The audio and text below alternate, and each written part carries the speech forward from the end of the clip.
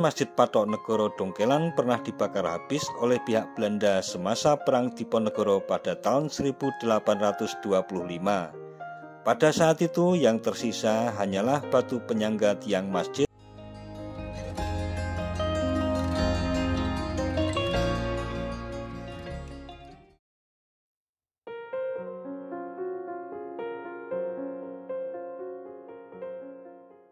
Assalamualaikum warahmatullahi wabarakatuh. Mitra DMTV, Masjid Patok Negoro yang ada di Kesultanan Yogyakarta sendiri ada 4, yakni Masjid Sultoni Plosok Kuning yang berada di Ngaglik Sleman, kemudian Masjid Jami Melangi yang ada di Gamping Sleman, Masjid Ad-Darajat yang ada di Banguntapan Bantul, dan Masjid At-Taqwa Dongkelan yang ada di Kasihan Bantul. Namun pada perkembangannya Masjid Patok Negoro ini ditambah satu lagi, yakni Masjid Wonokromo yang ada di Pleret Bantul yang dibangun lebih kemudian.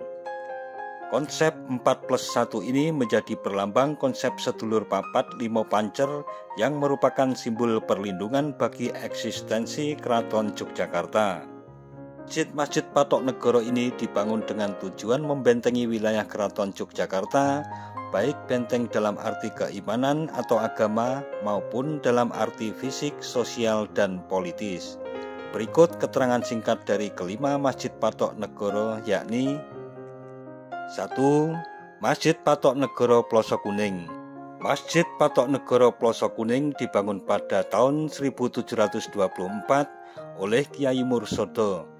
Kiai Mursodo merupakan anak dari saudara Sri Sultan Hamengkubuwono ke-1, Kiai Nur Iman. Di internal keluarga, sebelum menetapkan diri memilih mendalami ilmu agama, Kiai Nur Iman sempat ditawari menjabat sebagai pucuk kerajaan. Akhirnya ia milih menetap di daerah Melangi untuk belajar agama. Kiai Nur Iman lantas memiliki anak bernama Kiai Mursodo. Yang kedua, Masjid Patok Negoro Melangi. Masjid Patok Negoro Melangi ini dibangun pada tahun 1758 oleh Kiai Nur Iman dan berada di bawah naungan Kesultanan Keraton Yogyakarta. Kiai Nur Iman bernama asli Raden Mas Sandyo. Ia merupakan putra sulung Raja Mataram Kartosulo, Susuhunan Amangkurat ke-4. Yang ketiga, Masjid Patok Negoro Babatan. Masjid Ad-Darajat Babatan adalah salah satu Masjid Patok Negoro yang didirikan oleh Sultan Hamengkubuwono ke-1 pada tahun 1774 di atas tanah Mutian atau Sultan Ground seluas 120 meter persegi. Pada zaman penjajahan Jepang tahun 1940, Masjid Ad-Darajat dan masyarakat Babatan dipindah ke Desa Babatan Baru di Jalan Kaliurang kilometer 7, Kentungan, Sleman. Perpindahan ini dikarenakan saat itu daerah Babatan terkena rencana pelebaran pangkalan pesawat terbang dan sebagai gudang senjata. Akibat perpindahan tersebut, denyut kampung Babatan sebagai kampung santri sempat mengalami tidur panjang. Pada tahun 1960-an, salah seorang warga Babatan bernama Mutohar mempunyai niat untuk membangun kembali masjid peninggalan Sultan Hamengkubuwono ke-1 tersebut. Pembangunan kembali masjid tersebut dilakukan semasa Sri Sultan Hamengkubuwono ke-9.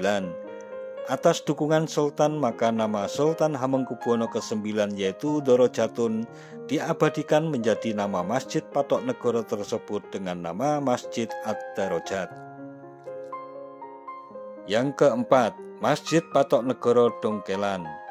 Masjid Patok Negoro Dongkelan didirikan pada tahun 1775 bersamaan dengan dibangunnya Serambi Masjid Gede Kauman.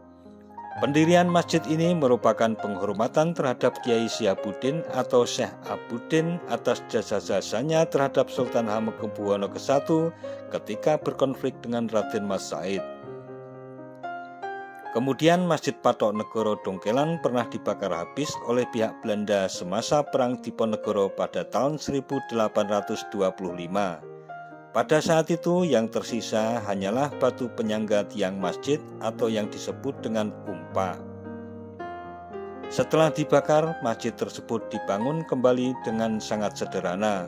Atap masjid hanya terbuat dari ijuk dengan mustoko dari tanah liat.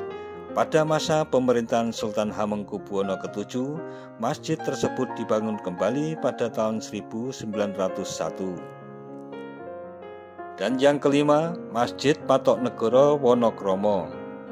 Pada tahun 1701, Kiai Muhammad Fakih dilantik menjadi kepala patok dengan candra sengkala nyata luhur Pandito Ratu dan dianugerahi tanah perdikan di sebelah selatan Ketonggo yang berupa hutan.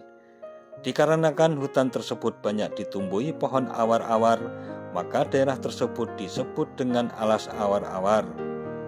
Tanah anugerah si Sultan Hamengkubuwono ke-1 yang masih berwujud hutan awar-awar itu kemudian dibuka dan didirikanlah sebuah masjid di mana sekarang lebih dikenal dengan nama Masjid Taqwa. Setelah selesai dibangun, Kiai Muhammad Fakih menghadap kepada Sri Sultan Hamengkubuwono ke-1 untuk menyampaikan laporan bahwa di atas tanah perdikan tersebut sudah didirikan sebuah masjid. Atas amanat dari Sri Sultan Hamengkubuwono ke-1, daerah itu diberi nama Wonokaroma yang berarti supaya benar-benar mulia.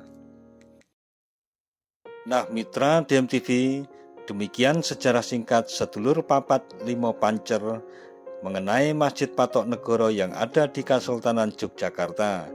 Jangan lupa subscribe dan tekan tombol loncengnya agar tidak ketinggalan dengan video-video terbaru dari DMTV. Sekian dan wassalamualaikum warahmatullahi wabarakatuh.